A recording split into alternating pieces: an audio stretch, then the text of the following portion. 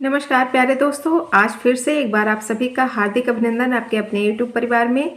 जैसा कि दोस्तों आप सभी लोग जान रहे हैं कि आपका वस्तुनिष्ठ हिंदी पुनीत कुमार राय की पुस्तक से सीरीज चल रही है, जिसके अंतर्गत हम लोग हिंदी साहित्य का इतिहास पढ़ रहे हैं। हिंदी साहित्य के इतिहास में आदिकाल का जितना भी टॉपिक था वो हो चुका है।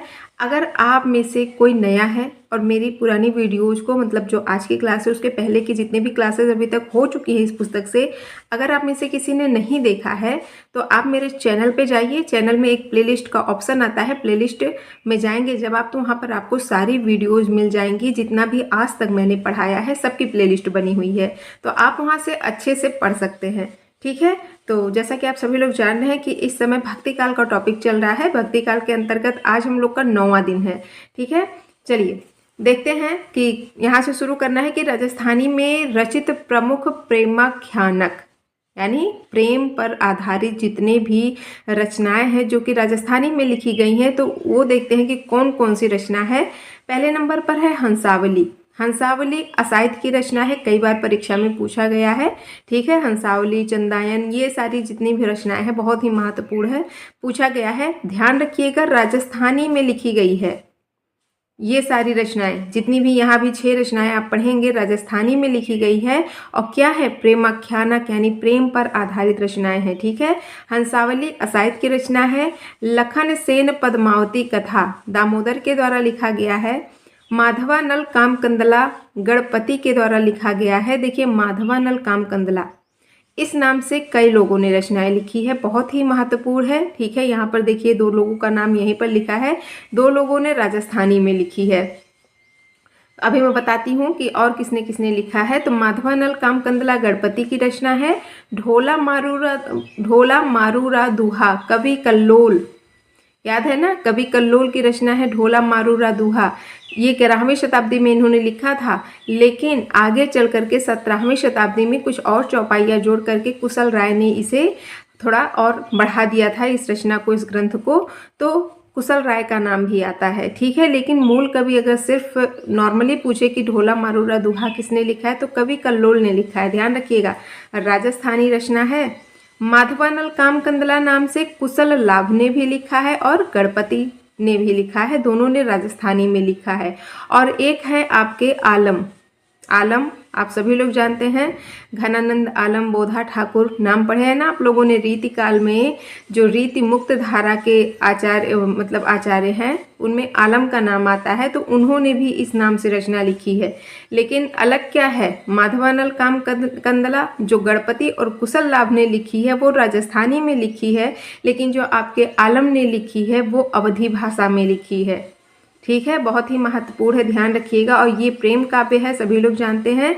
तो इसमें जो है माधवानल और कामकंदला की प्रेम कहानी है। ठीक है, इन्हीं दोनों के नाम के आधार पर ये ग्रंथ का नाम पड़ा है। अगला है प्रेम विलास प्रेमलता की कथा, जटमल के द्वारा लिखी गई है। प्रेम विलास और प्रेमलता की कथा के बारे में बताया गया, इनकी प्रेम कहानी के बारे में जटमल के द्वारा लिखा गया है। ठीक है, तो इतनी सारी 6 रचनाएं जो हैं वो राजस्थानी में लिखी गई हैं। और माधवानल कामकंदला नाम से आपके आलम ने भी लिखा है अवधी भाषा में। ठीक है, ध्यान रखिएगा।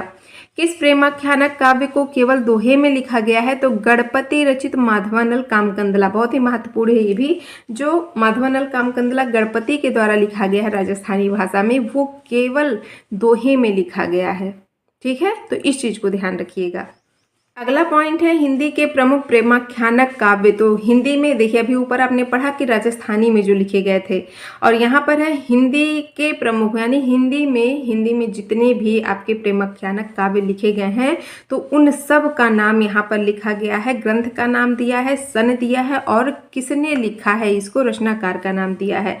और जो भी ये प्रेमाख्यानक काव्य हैं, तो इतना समझ लीजिए जैसे जितनी भी रचनाएं ग्रंथ लिखी गई हैं, तो जो राजकुमार राजकुमारियाँ होते हैं उनके प्रेम का, या फिर जैसे मान लीजिए कोई राजा है, उनकी अपनी पत्नी है, फिर वो किसी राजकुमारी पर मोहित हो जाते हैं, या कोई राजकुमारी है तो उनके सपने में कोई राजकुमार आता है। तो इस प्रकार की प्रेम कहानियाँ इन सब में दी हुई है। सारे मैं सबकी बता रही हूँ, अलग अलग हर किसी की कहानी है, लेकिन नॉर्मली लगभग सारी चीज़ें, मतलब प्रेम कहानियाँ इसी आधार पर बनी हुई है। इन सब की या तो कल्पित हैं, मतलब कोई राजकुमारी है, वो सपना देख रही है, सपने में उनके राजकुमार आ रहा है, तो इस तरीके की या तो कहानियाँ हैं, मतलब प्रेम है।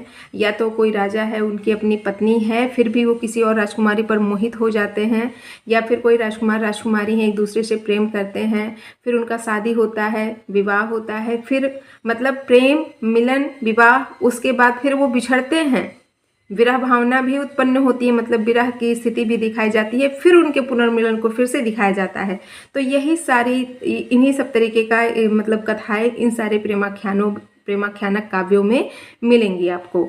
ठीक है, तो चलिए देखते हैं कि किसने कौन सा ग्रंथ लिखा है, सन भी दिया है। और यहाँ देखिए, मैंने यहाँ पर जो शुद्ध हिंदी में लिखा रहता है तो बहुत लोगों को पढ़ने में बड़ा कन्फ्यूजन होता है, तो मैंने यहाँ सबको इस तरीके से लिख दिया है ताकि आपको पढ़ने में आसानी रहे। ठीक है, मन कहे तो आप लोग भी साइड में नोट कर सकते हैं।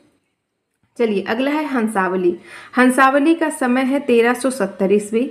इसके रचनाकार हैं असाइद, बहुत ही इंपॉर्टेंट है, कई बार परीक्षा में पूछा गया है। ठीक है, चंदायन। चंदायन का जो समय दिया है वो 1379 ईस्वी है, 1379। ठीक है, 1379 ईस्वी है। और इसके जो रचनाकार हैं मुल्ला दाऊद, कहीं कहीं मौलाना दाऊद भी लिखा रहता है, तो कन्फ्यूज मत होइएगा। ठीक है, तो देखिए जो हंसावली है, इसमें राजकुमारी हंसावली और एक राजकुमार की प्रेम कथा का वर्णन किया गया है। हंसावली राजकुमारी के नाम पर ही ये ग्रंथ का नाम लिख दिया पड़ा है। असाइद की रचना है। चंदायन में जो चंदा नाम की एक राजकुमारी रहती है, मतलब चंदा और लोरिक की प्रेम कहानी का वर्णन किया गया है, चित्रण किया गया है। मुल्ला दाऊद की रचना है। ठीक है, लखम सेन पद्मावती कथा दामोदर कवि के द्वारा लिखा गया है। समय ही इसका 1459 ईस्वी। ठीक है, ध्यान रखिएगा, इसमें लखम सेन और पद्मावती की प्रेम कथा का वर्णन किया गया है, दामोदर कवि के द्वारा लिखा गया है। सत्यवती कथा में सत्यवती और एक राजकुमार की प्रेम कथा का वर्णन किया गया है। ठीक है, 1501 ईस्वी इसका समय है। सत्यवती कथा ईश्वर दास के द्वारा लिखा गया है, ये भी परीक्षा में पूछा गया सवाल है। मृगावती जो रचना है, मृगावती और एक राजकुमार की प्रेम कथा का वर्णन है। 1503 ईस्वी इसका समय है, कुतुबन के द्वारा लिखा गया है। ठीक है, बहुत ही महत्वपूर्ण है, ये भी परीक्षा में प्रश्न है। देखिए बहुत सारे काव्य ग्रंथ ऐसे हैं, प्रेमाख्यानक काव्य, जो कि किसी न किसी परीक्षा में, हिंदी की आपकी जितनी भी परीक्षाएं होती हैं तो किसी न किसी परीक्षा में प्रश्न पूछे जा चुके हैं कि ये किसकी रचना है। ठीक है, तो बहुत ही महत्वपूर्ण है, मोस्ट इंपॉर्टेंट, जितने भी इंपॉर्टेंट हैं यहाँ पर दिए गए हैं, उन्हीं का नाम, फालतू नाम नहीं दिया गया है। तो आप लोग ध्यान रखिएगा, अच्छे से पढ़िएगा और याद भी कर लीजिएगा। ठीक है, तो मृगावती किसकी है? कुतुबन की रचना है। माधवानल कामकंदला, ये गणपति के द्वारा लिखा गया है, 1527 ईस्वी। तो इसमें माधवानल और कामकंदला की प्रेम कथा का वर्णन किया गया है। पद्मावत बहुत ही इंपॉर्टेंट है, सभी लोग जानते हैं। पद्मावत में रतन सेन और पद्मावती की प्रेम कथा का वर्णन किया गया है। 1540 इसका समय भी पूछा जाता है, जायसी की रचना है, बहुत ही महत्वपूर्ण। 1540 पद्मावत की रचना का समय। ठीक है, ध्यान रखिएगा, ये परीक्षा में प्रश्न बना है, इनका समय पूछा गया है। अगला है मधुमालती। मधुमालती का समय है 1545 ईस्वी। मधुमालती मंझन की रचना है। ठीक है, इसमें जो ये मंझन की रचना मधुमालती है, तो इसमें मनोहर और मधुमालती की प्रेम कथा का वर्णन किया गया है। ढोला मारूरा दूहा कल्लोल कवि की रचना है, 11वीं शताब्दी। मैंने इनका समय लिख दिया है। और आगे चल करके अगर जैसे आपका मान लीजिए परीक्षा में प्रश्न पूछ ले कि ढोला मारूरा दूहा के रचयिता कौन है, 4 ऑप्शन में अगर कवि कल्लोल हैं तो ऑप्शन बिल्कुल सही रहेगा, क्योंकि मूल कवि कल्लोल हैं। ठीक है, लेकिन अगर कल्लोल कवि का नाम ना दे करके कुशल राय नाम दिया हो तो उन पर लगा दीजिएगा। अगर दोनों का नाम दिया हो तो कल्लोल लगाइएगा, क्योंकि मूल कवि कल्लोल ही हैं। मूल रचनाकार ढोला मारूरा दूहा के कल्लोल कवि ही हैं। कुशल राय ने 17वीं शताब्दी में थोड़े से चौपाइयाँ इसमें जोड़ी थी केवल, इसलिए उनका नाम भी इससे जुड़ा हुआ है। ठीक है, तो इस चीज़ को ध्यान रखिएगा। और आप सभी लोग जानते हैं कि ढोला मारूरा दूहा, ढोला और मारू का नाम क्या है? मारवड़ी पूरा नाम। तो इन दोनों की प्रेम कहानियाँ इसमें वर्णित की गई है। ठीक है, माधवानल कामकंदला चौपाई 1556 ईस्वी। कुशल लाभ, यहाँ चौपाई लिखा है इसलिए क्योंकि अभी आपने ऊपर पढ़ा कि कौन सा प्रेमाख्यानक काव्य है जो केवल दोहे में लिखा गया है, तो वो माधवानल कामकंदला है जो कि गणपति के द्वारा लिखा गया है। लेकिन एक दूसरा जो कुशल अलावे के द्वारा लिखा गया है तो इसका पूरा नाम माधवानल कामकंदला चौपाई मिलता है। ठीक है, ध्यान रखिएगा। 1556 ईस्वी। अगला है रूप मंजरी। रूप मंजरी में रूपसेन और रूप मंजरी की प्रेम कथा का वर्णन किया गया है। ध्यान रखिएगा, रूप मंजरी नंददास की रचना है, बहुत ही महत्वपूर्ण है। ठीक है, नंददास की रचना है रूप मंजरी। इसका समय है 1568 ईस्वी। ठीक है, अगला जो प्रेमाख्यानक काव्य है वो है प्रेम विलास प्रेमलता की कथा। 1556 ईस्वी में लिखा गया है जटमल के द्वारा। तो जटमल के द्वारा जो ये काव्य ग्रंथ लिखा गया है प्रेम विलास और प्रेमलता की कथा, तो इन दोनों की, प्रेम विलास और प्रेमलता की प्रेम कथा पर आधारित ये काव्य ग्रंथ लिखा गया है। ठीक है, जटमल के द्वारा लिखा गया है। छिताई वार्ता। छिताई वार्ता 1590 ईस्वी का समय है।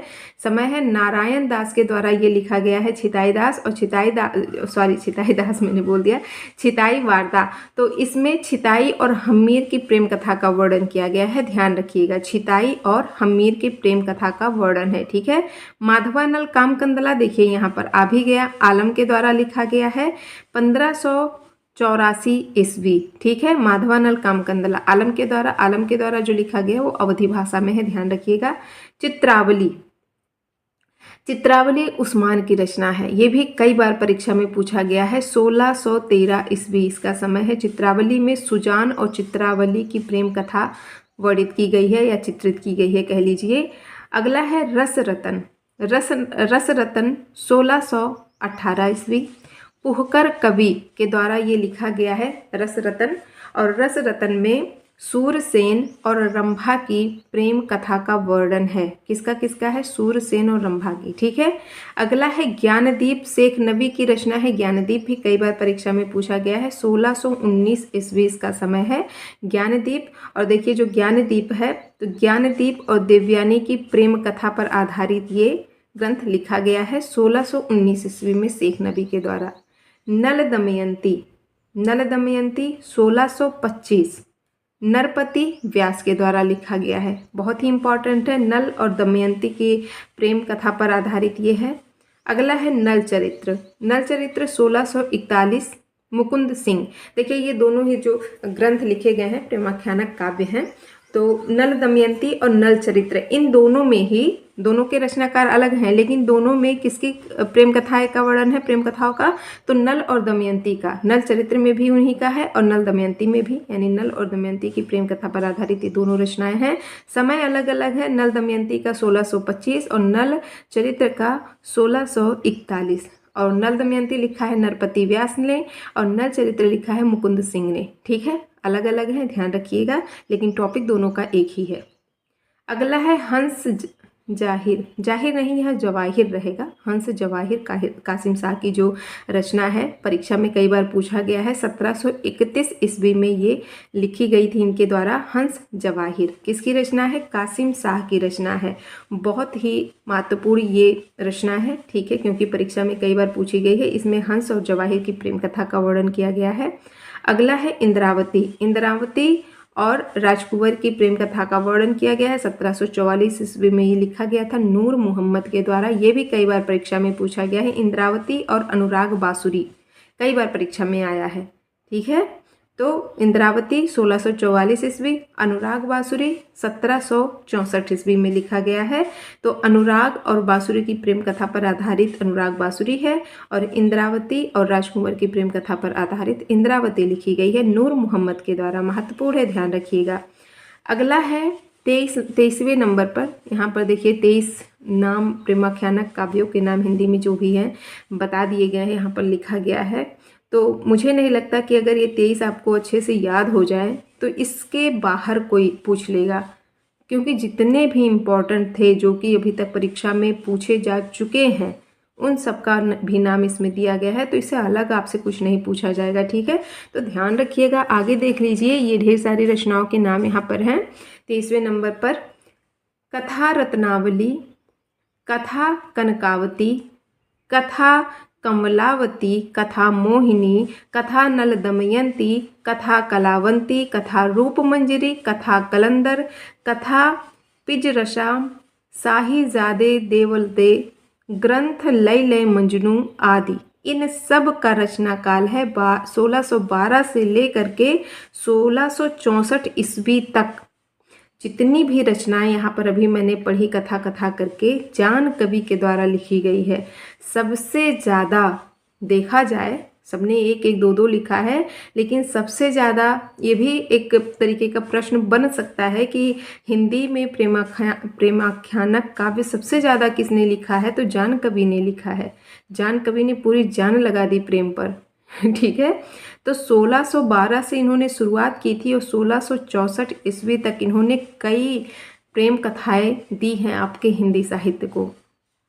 नाम एक बार फिर से सुन लीजिए, कथा रत्नावली, कथा कनकावती, कथा कमलावती, कथा मोहिनी, कथा नल दमयंती, मतलब नल दमयंती की कथा, मोहिनी की कथा, कमलावती की कथा, इस तरीके से कथा कलावंती, कलावंती की कथा, कथा रूपमंजरी, रूपमंजरी की कथा, कथा कलंदर की कथा, ठीक है, कथा पिजरशाम, और अगला है शाहीजादे देवल दे, और ग्रंथ लैले मजनू। ये तीन अलग हैं नाम इनके, तो थोड़ा ध्यान से पढ़िएगा। ये ग्रंथ लैले मजनू जो है ये भी परीक्षा में आई थिंक पूछा गया है, महत्वपूर्ण है, अलग है थोड़ा सा, इसीलिए ऐसे इस प्रकार के प्रश्न बन सकते हैं, तो ध्यान रखिएगा, जान कवि के द्वारा लिखा गया है। ठीक है, अगला पॉइंट है संख्या की दृष्टि से सर्वाधिक प्रेमाख्यानों की रचना जान कवि ने की है। देखिए आगे मैंने आप लोग को बता दिया था, तो यहाँ पर एक पॉइंट लिखा भी गया है कि संख्या की दृष्टि से सबसे अधिक प्रेमाख्यानक की रचना जान कवि ने की है, जिनका रचना काल 1612 से लेकर के 1664 ईस्वी तक है।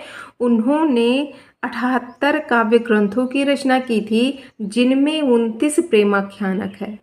किसने? जो जान कवि हैं, इन्होंने टोटल जितने भी काव्य ग्रंथों की रचना की है वो कितने हैं? 78 यानी कि 78, जिनमें से 29 यानी कि 29 केवल और केवल प्रेमाख्यानक काव्य हैं। ठीक है, जान कवि हिंदी के पहले कवि हैं जिन्होंने फारसी के लैला मजनू आख्यान को लेकर ग्रंथ लैला मजनू काव्य की रचना की है। देखिए थोड़ा अलग है ना, ये प्रश्न भी पूछा जा सकता है कि सबसे पहले हिंदी के वो कौन से कवि हैं जिन्होंने फारसी के लैला मजनू आख्यान से काव्य रचना की है, तो ध्यान रखिएगा जान कवि हैं। ठीक है, जान कवि जो लैला मजनू आख्यान है वो किस भाषा में है? फारसी भाषा में था, उसी को लेकर के इन्होंने हिंदी में लिखा है क्या? ग्रंथ लैला मजनू, नाम ही है ग्रंथ लैला मजनू। ठीक है, काव्य की रचना की है, ध्यान रखिएगा जान कवि ने। कवि असाइत ने अपने ग्रंथ हंसावली का रचना स्रोत किस कथा को माना है? तो विक्रम बेताल की कथा को माना है। हंसावली जो लिखा है कवि असाइत ने, राजकुमारी हंसावली और एक राजकुमार की प्रेम कथा का वर्णन इसमें किया गया है। तो इस जो रचना का इन्होंने स्रोत किस कथा को माना है? तो ध्यान रखिएगा विक्रम बेताल की कथा को माना है। विक्रम बेताल की कथा, विक्रम बेताल के बारे में आप सभी लोगों ने सुना होगा। ठीक है, अगला है असाइतकृत हंसावली की प्रमुख कथा किससे संबंधित है? तो पाटड़ की राजकुमारी हंसावली से। पाटड़, यहाँ पाटड़ लिखा है, कहीं कहीं पाटन लिखा होता है, तो ध्यान रखिएगा। जो हंसावली है असाइद के द्वारा लिखा गया, ये किससे संबंधित है? तो राजकुमारी हंसावली से, और ये कहाँ की है? पाटड़ की, यानी पाटन की। ठीक है, ध्यान रखिएगा। मुल्ला दाऊद कृत चंदायन के प्रमुख पात्र कौन है? तो नायक लोर या फिर लोरिक नाम मिलता है, लोर नाम मिले तो कंफ्यूज मत होइएगा। ठीक है, लोर या लोरिक, और उसकी पत्नी मैना एवं उनकी नायिका चंदा। ठीक है, मेन जो नाम एक आता है चंदायन का, तो लोरिक और चंदा की प्रेम कथा का वर्णन चंदायन में किया गया है, मैंने पहले भी आप लोगों को बताया। तो इसमें जो नायक है लोरिक, तो इनकी पत्नी का नाम मैना है, पत्नी भी है, और नायिका जो है चंदा। ठीक है, तो इन तीनों के आधार पर जो ये चंदायन लिखा गया है, प्रमुख पात्र हैं ये तीनों, मुल्ला दाऊद के द्वारा लिखा गया है ये। अगला है किस प्रेमाख्यानक काव्य का एक नाम लोर कहा या लोर कथा है? तो चंदायन का। नायक लोर जो है उन्हीं के नाम पर लोर कहा, कहा का मतलब कथा ही होता है, लोर कहा मिले या लोर कथा या चंदायन, तो ध्यान रखिएगा चंदायन का ही दूसरा नाम है। अगर चंदायन, आपको ध्यान रहेगा कि इसमें नायक नायिका कौन है, लोर या लोरी, नायिका चंदा, तो ध्यान रहेगा कि चंदायन का ही दूसरा नाम लोर कथा या लोर कहा है। ठीक है, ध्यान रखिएगा। चंदायन का मूल नाम लोर कहा या लोर कथा किसने माना है? ये भी महत्वपूर्ण है।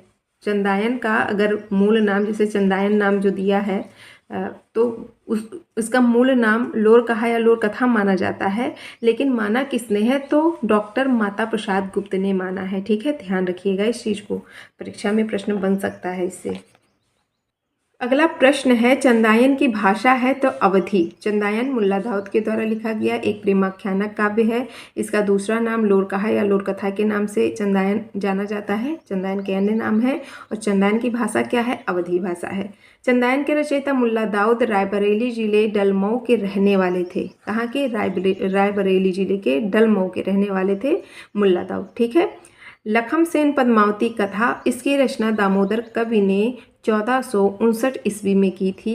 स्वयं कवि ने इसे वीर कथा कहा है। इसकी भाषा राजस्थानी है। स्वयं कवि ने यानी कवि दामोदर ने स्वयं ही इस रचना को, अपने लखम सेन पद्मावती कथा को क्या कहा है, वीर कथा कहा है, और इसकी भाषा क्या है, राजस्थानी है। ठीक है।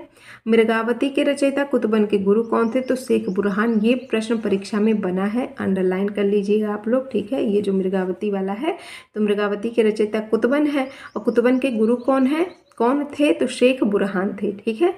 कुतुबन किस बादशाह के राजाश्रित कवि थे तो जौनपुर के बादशाह हुसैन शाह के। ये शुरुआत में जब आप लोगों को मैंने भक्ति काल पढ़ाना शुरू किया था तब भी ये प्रश्न 2-3 प्रश्न शुरुआत में भी दिए गए हैं, मैंने आप लोग को पढ़ाया भी था। ठीक है। कुतुबन कृत मृगावती में किसकी कथा का वर्णन है तो चंद्रनगर के राजा गणपति देव के राजकुमार और कंचनपुर की रानी रूप मुरारी की कन्या मृगावती की प्रेम कथा।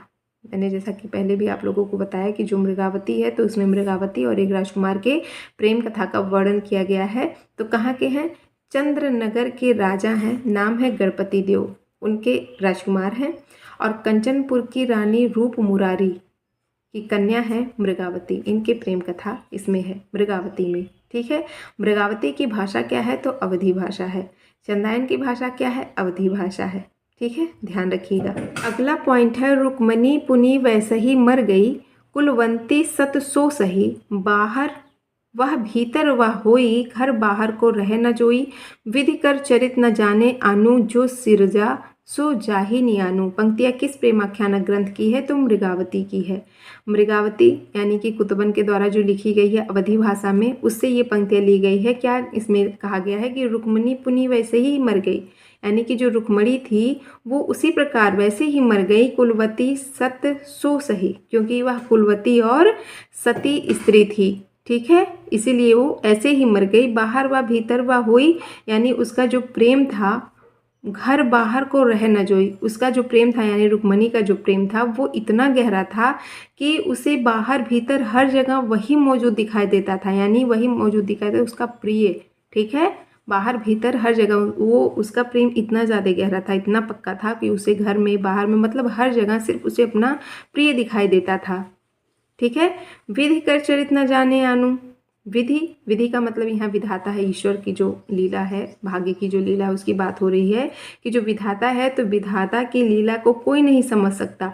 जो सिरजा जो जाने नियानु, जो भाग्य में लिखा होता है वही होकर रहता है। ठीक है, तो ये पंक्तियाँ मृगावती से ली गई है, महत्वपूर्ण है, ध्यान रखिएगा।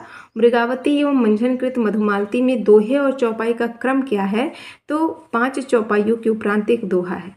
मृगावती और मंझन के द्वारा जो मधुमालती लिखा गया है, मृगावती किसके द्वारा लिखा गया है, कुतुबन के द्वारा, और मधुमालती किसके द्वारा लिखा गया है, मंझन के द्वारा। तो इन दोनों में दोहे और चौपाई का क्रम पूछा गया है। तो जो लिखा जाता है लाइन, तो 5 चौपाइयों के बाद एक दोहा आता है। पहले 5 चौपाइयाँ लिखी रहेंगी, उसके बाद एक दोहा आएगा, फिर 5 चौपाइयाँ, फिर एक दोहा। ठीक है, इस प्रकार से इसका दोहों और चौपाइयों का क्रम है इन रचनाओं में। मंझनकृत मधुमालती के नायक नायिका कौन है तो मनोहर और मधुमालती हैं, तथा इन्हीं के समानांतर प्रेमा और ताराचंद का भी प्रेम कथा चलती है। तो जो मधुमालती है तो मधुमालती के जो जो नायक नायिका है मुख्य, मनोहर और मधुमालती, इनकी प्रेम कथा तो चलती है, लेकिन इसी ग्रंथ में, इसी रचना में मधुमालती में ही प्रेमा और ताराचंद की प्रेम कथा भी साथ साथ में चलती है। ठीक है, ध्यान रखिएगा, कभी कभी परीक्षा में प्रश्न पूछ लेता है इस तरीके का कि मनोहर और मधुमालती के समानांतर और किसकी प्रेम कथा चलती है, तो प्रेमा और ताराचंद्र दोनों का ध्यान रखिएगा। मंझनकृत मधुमालती का एक प्रमुख वैशिष्ट्य है तो सामान्यतः हिंदी प्रेमाख्यानों में नायक को बहुपत्नीवादी दिखाया गया है, किंतु मधुमालती इसका अपवाद है। इसका अपवाद क्या है? पुनर्जन्मवाद का अपवाद है। मतलब जो मधुमालती रचना है मंझन की, ये पुनर्जन्म के ऊपर आधारित है। ठीक है, तो सामान्यता क्या दिया है कि जो सामान्यता हिंदी में जो भी प्रेमाख्यान होते हैं तो उसमें दिखाया जाता है कि जो नायक है तो उसकी बहुत सी पत्नियां होती हैं। मतलब नॉर्मली आप लोगों ने जितना भी प्रेमाख्यान पढ़ा होगा तो उसमें रहता है कि नायक नायिका, मतलब नायक है, उसकी अपनी पत्नी है, फिर वो किसी और राजकुमारी पर मोहित हो गया। ठीक है, ऐसे भी होता है, प्रेम करने लगता है किसी और से, या फिर उसकी अपनी पत्नी है, फिर किसी और से प्रेम होता है, उससे विवाह कर लेता है, तो बहुपत्नीवादी दिखाया गया है। किंतु मधुमालती क्या है? इसका अपवाद है, इसका उल्टा है। कैसे? पुनर्जन्मवाद इसमें दिखाया गया है। ठीक है, कि मतलब पिछले जन्म में कुछ और था, फिर वही अगले जन्म में मतलब पुनर्जन्म लेते हैं लोग, तो उस तरीके का चीज़ इसमें दिखाया गया है। किसमें? मधुमालती में, मंझन के द्वारा जो लिखा गया है। अगला देखिए, यहाँ पर एक लाइन दी गई है कि नैन विरह अंजन जिन सारा, विरह रूप दर्पण संसारा, कोटि माही बिरला जग कोई, जाहि शरीर विरह दुख होई। रतन की सागर सागर ही, गज मोती गज कोई। इसके आगे एक लाइन दूसरे पेज में है कि चंदन की बन बन उपजे, विरह की तन तन होई। तो ये जो पंक्तियां हैं, तो पूछा गया है कि किस प्रेमाख्यानक काव्य से ली गई है, तो मधुमालती से ली गई है। मंझन के द्वारा जो मधुमालती लिया गया है तो उससे ये काव्य पंक्तियां ली गई हैं। तो थोड़ा इसका अर्थ समझ लीजिए आप लोग क्या कहते हैं कि नैन विरह अंजन जिन सारा। अंजन का मतलब काजल होता है, तो जिस व्यक्ति की आंखों में विरह का अंजन हो, विरह अंजन जिन सारा, यानी जिस व्यक्ति की आंखों में अंजन यानी विरह का अंजन यानी विरह का काजल लगा हो, विरह रूप दर्पण संसारा। तो विरह रूप दर्पण संसारा, इसका मतलब हो जाएगा कि जो विरह है संसार का दर्पण है। जो विरह है वो संसार का दर्पण है। कैसे? क्योंकि विरह के अनुभव से ही प्रेम की गहराई और जीवन का सच्चा अर्थ समझ में आता है। ठीक है, नैन विरह अंजन जिन सारा, विरह रूप दर्पण संसारा, यानी कि जिन व्यक्ति की आंखों में विरह रूपी अंजन लगा होता है वो इस संसार को सही रूप में देख पाता है। क्यों? क्योंकि ये जो संसार है वो विरह का दर्पण है। कैसे? जब विरह होता है, जैसे प्रेमी प्रेमिका अलग होते हैं, विरह की भावना उत्पन्न होती है, मतलब बिछड़ जाते हैं, तब उन्हें अनुभव होता है कि जो उनका प्रेम है वो कितना गहरा है। ठीक है, जीवन का जो एक अर्थ है, सच्चा अर्थ वो क्या है, तभी समझ पाते हैं जब विरह आता है, यानी बिछुड़ते हैं एक दूसरे से प्रेमी और प्रेमिका। अगला है कोटि माही बिरला जग कोई। कोटि माही, कोटि का मतलब क्या होता है? करोड़ों लोग। कोटि माही बिरला जग कोई, यानी कि इस संसार में करोड़ों लोगों में बहुत ही बिरले व्यक्ति ऐसा होगा, चाहे शरीर विरह दुख होई, जिसे सच्चे विरह का दुख मिलता है। यानी कि जो ये संसार है, इस संसार में करोड़ों लोग हैं, लेकिन इन करोड़ों लोगों में बिरले ही, बड़ा ही दुर्लभ, बिरले का मतलब दुर्लभ होता है, जो मिलना मुश्किल हो, दुर्लभ चीज़ें, तो बहुत ही बिरले व्यक्ति ऐसा होगा जिसे सच्चे विरह का दुख मिलता है। ये भी बहुत बड़ी बात है, जिसे सच्चे विरह का दुख मिले। ठीक है, जहाँ सच्चा प्रेम होगा वहीं सच्चा विरह होगा। रतन की सागर सागर ही, जैसे समुद्र में जो सागर होता है, जो समुद्र होता है, तो समुद्र में ही रत्न मिलते हैं। और गज मोती गज कोई, और हाथियों में ही कभी कभी क्या मिलती है? गज मोती मिलती है। वैसे ही क्या होता है? वैसे ही सच्चे विरह में जो सच्चा विरह होता है वो हर किसी को नहीं मिलता है। जैसे समुद्र में ही रत्न मिलता है, गज में ही गज मोती मिलता है, उसी प्रकार से सच्चा विरह भी हर किसी को नहीं मिलता है, यानी बिरले व्यक्ति को ही मिलता है, हर किसी को नहीं मिलता है। और जो इसकी अगली लाइन अगले पेज में है वो है चंदन की बन बन उपजे, विरह की तन तन होई। चंदन की बन बन उपजे, यानी कि जो चंदन का पेड़ होता है वो बन बन उपजता है, यानी कई जंगलों में कई जगह उग जाता है, लेकिन विरह की तन तन होई, लेकिन विरह का दुख हर शरीर में नहीं होता है, यह दुर्लभ होता है। यानी चंदन का कहते हैं ना, चंदन मिलना बहुत ही मुश्किल होता है, चंदन दुर्लभ होता है। लेकिन यहाँ क्या लिखा है कि चंदन तो कई जंगलों में उग जाता है, लेकिन जो विरह का, सच्चे विरह का दुख होता है वो हर शरीर में नहीं होता है, ये बहुत ही दुर्लभ होता है, हर किसी को नहीं मिलता है। ये आपके मधुमालती जो प्रेमाख्यानक काव्य है उससे ली गई पंक्तियां हैं, काव्य पंक्तियां। उम्मीद है कि आपके समझ में अच्छे से आ गई होगी। चलिए आगे देखते हैं। देखिए यहाँ पर वो लाइन दिया है जो मैंने अभी आपको बताया कि चंदन की बन बन उपजे विरह की तन तन होई। तो अगली लाइन देखते हैं कि देखत ही पहचानेऊ तो ही यही रूप जेहि छंदरियो मोही, यही रूप बुत अहे छपाना, यही रूप रव सृष्टि समाना, यही रूप सकति औसियो, यही रूप त्रिभुवन कर जीव, यही प्रगटे बहु भेसा, यही रूप जग रंक नरेसा। ये पंक्तियां भी मधुमालती से ली गई है, मंझन के द्वारा जो कि लिखी गई है, मधुमालती उससे ली गई है। तो इसमें क्या कहते हैं, ये जो पंक्तियां हैं ना, तो ये जो मंझन ने लिखा है, तो इन पंक्तियों में एक ही परम सत्य के हर जगह होने का जो एक भाव होता है वो व्यक्त किया गया है। परम सत्य का मतलब ईश्वर भी हो सकता है, प्रेम भी हो सकता है। यानी जब किसी को प्रेम होता है तो उसे हर जगह से प्रेम ही दिखाई देता है, ठीक है। किसी से अगर प्रेम होता है तो ऐसे ही कोई अगर ईश्वर की प्राप्ति में, ईश्वर भक्ति में लीन होता है तो उसे हर जगह ईश्वर ही दिखाई देता है। तो यानी जो परम रूप होता है, परम सत्य परम रूप होता है, तो सर्वत्र यानी हर जगह होने का भाव दिखाया गया है, व्यक्त किया गया है इन लाइनों के माध्यम से। देखते हैं क्या है कि देखत ही पहचाने तो ही। यहाँ पर जो मंझन जी हैं वो कहते हैं कि मैंने तुम्हें देखते ही पहचान लिया, यही रूप जेहि छंदरियो मोही, क्योंकि यही वह रूप है जिसने मुझे क्या किया है, छंदरियो मोही, जिसने मुझे मोहित किया है, ठीक है। यही रूप बुत अहे छपाना, यही रूप हर जगह छपा हुआ है, हर जगह छिपा हुआ है, सॉरी छिपा हुआ है। छपाना, छपाना का मतलब छिपा होना। यही जो रूप है वो हर जगह छिपा हुआ है, यही रूप रब सृष्टि समाना, और इसी रूप में ईश्वर पूरी सृष्टि में व्याप्त है। यही रूप शक्ति औसेऊ, यही रूप शक्ति औसेऊ, यही जो रूप है वो क्या है, शक्ति है, यानी शक्ति है। यही रूप त्रिभुवन कर जीव, और यही रूप तीनों लोकों का जीवन भी है। त्रिभुवन यानी तीनों लोकों का जीवन है। यही प्रगटे बहुभेषा, और इसी रूप में मतलब यही जो रूप है वो अनेक भेषों में प्रकट होता है। यही रूप जगरंक नरेसा, और इसी रूप में संसार के जो भी गरीब और राजा हैं वो सभी समाये हुए हैं एक ही रूप में। अब वो रूप प्रेम में समाया हुआ है या फिर ईश्वर में समाया हुआ है, ये अलग अलग लोगों की अलग अलग वो है। मंझन के द्वारा ये कहा गया है परम रूप का सर्वत्र होने का जो भाव है, हर जगह व्याप्त है, उसकी बातें कर रहे हैं मंझन। मधुमालती में ये पंक्तियां मिलती हैं, ठीक है। जायसी ने अपने पूर्व बने हुए कितने प्रेमाख्यानों का उल्लेख किया है, तो 4, ठीक है। यहाँ थोड़ा कट रहा है, देखिए जो जायसी हैं उन्होंने अपने पूर्व बने हुए 4 प्रेमाख्यानों का उल्लेख किया है। कौन कौन सा, मुग्धावती, मृगावती, मधुमालती और प्रेमावती। ये 4 प्रेमाख्यानों का उल्लेख किया है किसने, जायसी ने, ठीक है। मृगावती कुतुबन की रचना है, मधुमालती मंझन की रचना है, लेकिन जायसी ने अपने पूर्व बने हुए 4, यानी जायसी जो है, जायसी ने कहा है कि मुझसे पहले ये 4 प्रेमाख्यानक बने हुए हैं, यानी मेरी रचनाओं से पहले 4 प्रेमाख्यानक का उल्लेख किया है, जिनमें मुग्धावती, मृगावती, मधुमालती और प्रेमावती है, ठीक है। तो ध्यान रखिएगा इसको।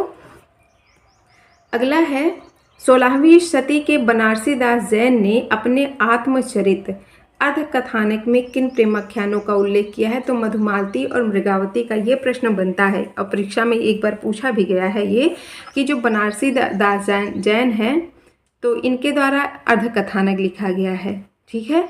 आत्मचरित है इनका अर्ध कथानक, 16वीं शती में इन्होंने लिखा था।